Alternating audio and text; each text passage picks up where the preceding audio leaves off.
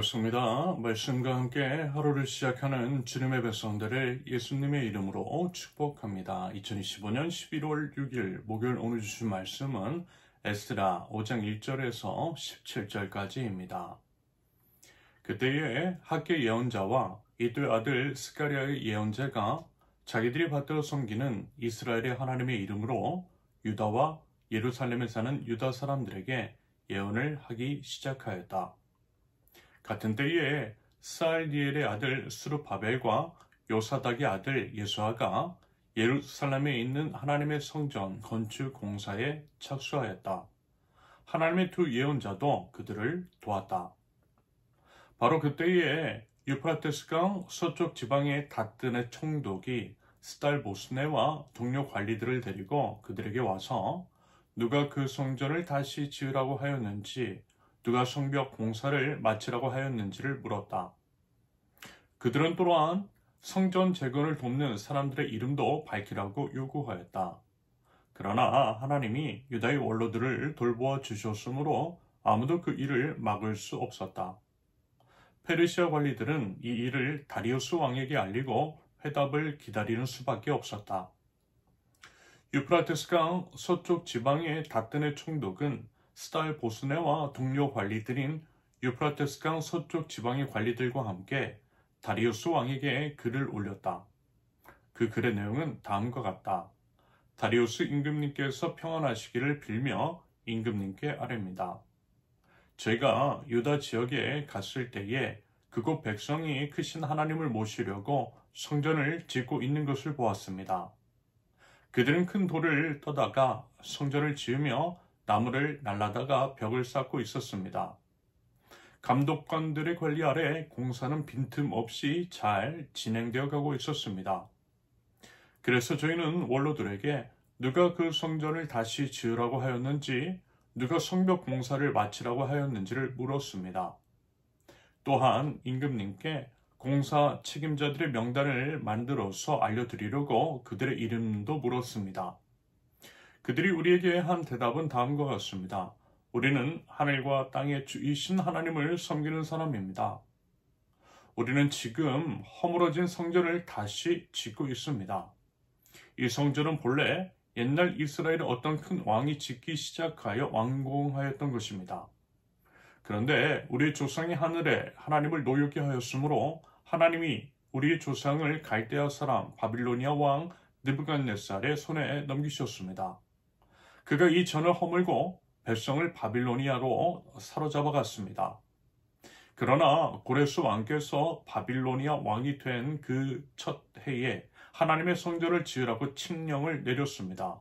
그뿐만 아니라 그는 느부갓네살이 예루살렘 성전에서 꺼내어서 바빌론 신전으로 가지고 간 성전의 금그릇과 은그릇을 그 신전에서 꺼내어 돌려주기까지 하였습니다. 그때에 고레스 왕께서는 세스바사를 총독으로 임명하고 그 그릇들을 주면서 그에게 그것들을 모두 예루살렘으로 가지고 가서 성전에 두라고 하셨습니다.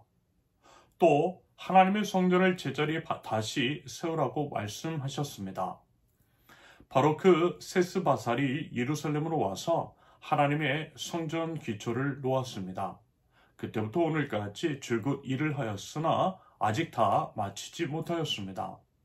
아뢰옵기 황송하오나 임금님께서 바빌론의 왕실 문서 창고를 살펴보시고 정말 고레스 왕께서 예루살렘에다가 하나님의 성전을 다시 지으라고 칙령을 내리신 적이 있는지 알아보시는 것이 좋겠습니다. 그런 다음에 이 일을 어떻게 하면 좋을지를 결정하시고 일러주시기 바랍니다. 아멘. 오늘 본문은 중단되었던 성전 재건 사역이 다시 시작되는 과정과 관련된 내용입니다. 바빌론 포로에서 돌아온 이스라엘 백성들은 성전 건축을 시작했지만 주변 대적들의 방해와 압력으로 인해 약 15년 동안 공사가 중단되었지요. 하지만 우리 하나님께서는요, 예언자들을 통해 그들을 다시 일으키시고 새로운 용기를 주셨습니다. 첫째, 예언자들의 예언과 재건의 시작 1절과 2절입니다. 멈췄던 성전 재건이 다시 시작된 것은 다름 아닌 학개와 스가랴 예언자의 예언 때문이었어요. 사실 유다 백성들은요, 그저 이제 자기들의 이제 집을 꾸미는 데에만 열중하고 있었습니다. 하나님께서는 그때 예언자들을 보내셔서 그들의 이제 영적 나태를 깨우치셨던 거죠. 여기서 우리가 기억해야 할 것은 하나님은 하나님의 말씀을 통해 우리를 다시 일으키시더라는 것입니다. 그 당시에는요, 예언자들을 통해 말씀을 주셨고요. 그 말씀을 통해 그들을 다시 일으키시기를 바라셨던 거예요.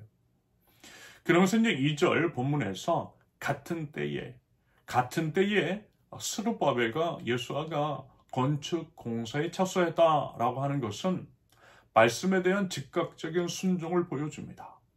말씀에 대한 즉각적인 순종, 하나님께서요, 우리 모두에게 요구하시는 태도인 거죠. 한편 하나님의 두 예언자도요, 그들을 도왔다라고 합니다. 예언자들이요, 예언만 하고 떠나지 않았다라는 것입니다. 오히려 어때요? 백성들과 함께 건축 현장에 머물면서 격려하고 도왔다라는 거예요. 이처럼 리더는, 영적 지도자는요, 말로만이 아니라 삶으로 함께하는 것이 맞고요. 아울러 교회는요, 함께 지어져가는 공동체라고 하는 것도 여러분 우리 꼭 기억하면 좋겠습니다. 부디 하나님의 말씀을 따라 함께 지어져가는 우리 공동체 선운교회 될 수 있기를 바랍니다. 둘째, 멈추지 않는 건축, 3절에서 5절까지입니다. 성전 재건이 시작되자 즉시 반대 급부가 일어납니다. 유프라테스강 서쪽 지방의 닷댄의 총독이 스달보스네와 동료 관리들을 데리고 와서 질문했다라고 해요. 그들은요, 누가 성전을 다시 지으라고 했는지, 누가 성벽 공사를 마치라고 했는지, 그리고 성전 재건을 돕는 사람들의 이름까지 밝히라고 요구합니다. 이것은 명백한 위협이었어요. 이름을 밝히라는 것은 나중에 처벌할 수 있겠다라고 하는 식으로도 해석이 가능합니다. 하지만요, 여러분 5절 보세요. 그러나 하나님이 유다의 원로들을 돌보아 주셨으므로 아무도 그 일을 막을 수 없었다. 페르시아 관리들은 이 일을 다리우스 왕에게 알리고 회답을 기다리는 수밖에 없었다. 무슨 얘기예요? 하나님께서 돌보아 주셨답니다. 하나님께서 지켜주셨다라는 거예요. 여러분, 우리가 하나님의 일을 할 때 찬성만 있는 것은 아닙니다. 반대와 위협이 있을 수 있어요. 하지만 중요한 것은 뭐라고요? 하나님이 함께 하신다라는 것입니다. 하나님의 일, 하나님께서 친히 이루어 주신다라는 거예요. 여러분 그 믿음 있으면 돼요. 그 믿음 가지고 나아가면 됩니다. 부디요, 우리 그 믿음 가지고 담대하게 하나님께서 맡기신 일들을 완수해 나갈 줄 아는 믿음과 용기가 저와 여러분들에게 있을 수 있기를 바랍니다. 셋째, 정직하고 담대한 신앙 고백. 6절에서 17절까지입니다. 닷댄의 총독은 다리우스 왕에게 상소문을 보내요. 그 상소문에는 유다 원로들의 대답이 상세히 기록되어 있었고요. 그들의 답변은 그들의 신앙이 무엇인지를 분명하게 드러냅니다. 11절에서 그들은 자신들의 정체성이 하늘과 땅의 주이신 하나님을 섬기는 사람이라고 하는 것을 분명하게 밝힙니다.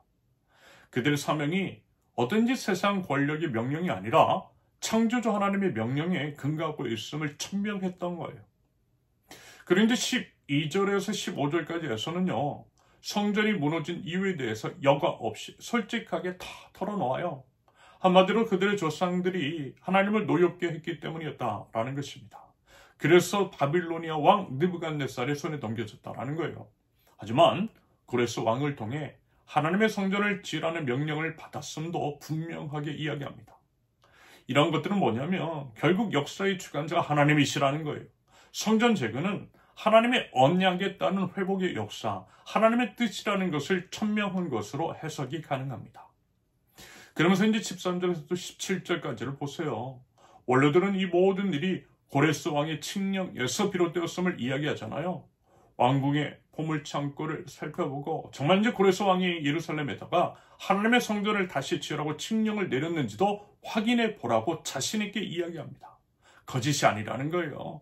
분명한 왕의 명령에 의한 성전 재건 합법적인 것이었다라는 것입니다. 그래서 담대하게 당당하게 말할 수 있었던 것이겠죠. 이런 식으로 원로들은 대적들의 방해에 굴하지 않았습니다. 오히려 이 기회를 통해서 자신들이 누구인지, 자신들이 믿고 있는 하나님의 어떤 분이신지를 분명하게, 그리고 이제 담대하게 선포했어요.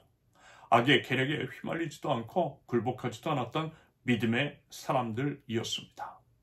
그것은요, 다름 아닌 그들에게 하나님이 계셨기 때문이었겠죠.